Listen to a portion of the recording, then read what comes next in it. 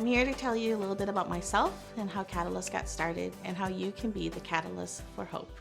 When I was 4 years old, we left Vietnam on April 29, 1975, with hundreds of other refugees. I have no memory of the night or of my childhood. It was all wiped out before we came to the U.S. Here's what I was told. My dad had come home from France, ready with a plan for us to leave Vietnam. My mom was having a little hesitation, but my grandparents told her she had to leave. She had 4 young children, myself, my older brother, who was 5, and my 2 younger brothers, who were 3 and 4 months old. We fled to a little coastal town, hoping to be picked up by helicopters. The helicopters did come, but they were only taking women and children, and my dad didn't want to separate us. Soon the helicopters stopped. All the roads in and out of the village were now blocked, so my dad and a few other men stole a fishing boat for 300 of us. A fishing boat the size of a small tugboat that we all crammed into, and we floated out into the open sea. Military boats and pirates were looking for refugees like us.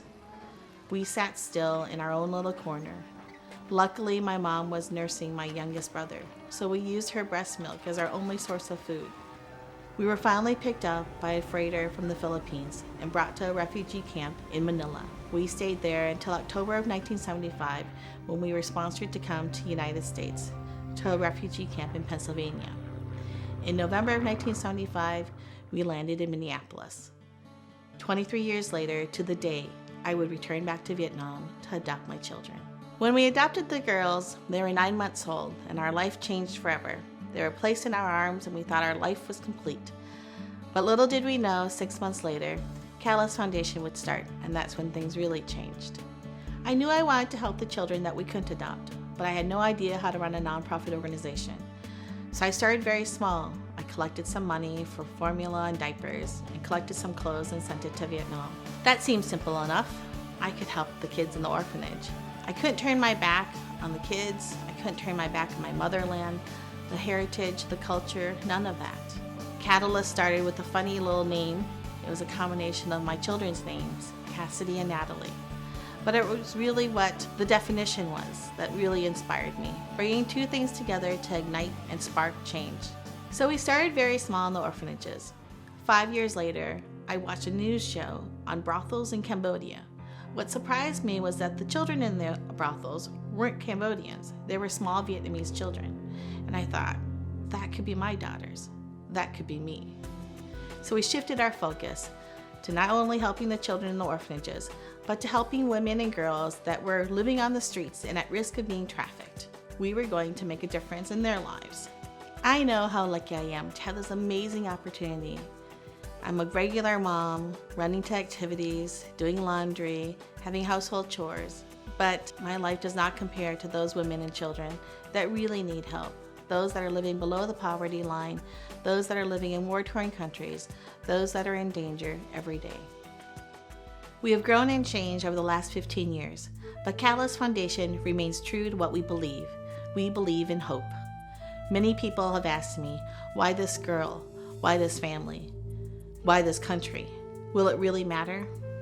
I've sat down with children who have never gone to school, who started working when they were 3 years old. I've worked with families who have lived in a garbage dump their entire lives and raised a family off of the food that they found in a garbage dump. I've questioned the mother that has sold her child not once, but twice to traffickers so that she could provide a meal for the day for the other children.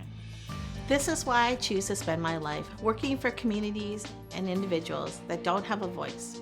Catalyst Foundation starts with an education. It's the foundation of who we are. We educate the child, then the family, then the community, then the province. Our community development approach is building a support system for those that can't take care of themselves. Our job is to offer hope, helping build communities in Vietnam, offering families a chance at another job, preventing human trafficking, and educating a child to break the cycle of poverty.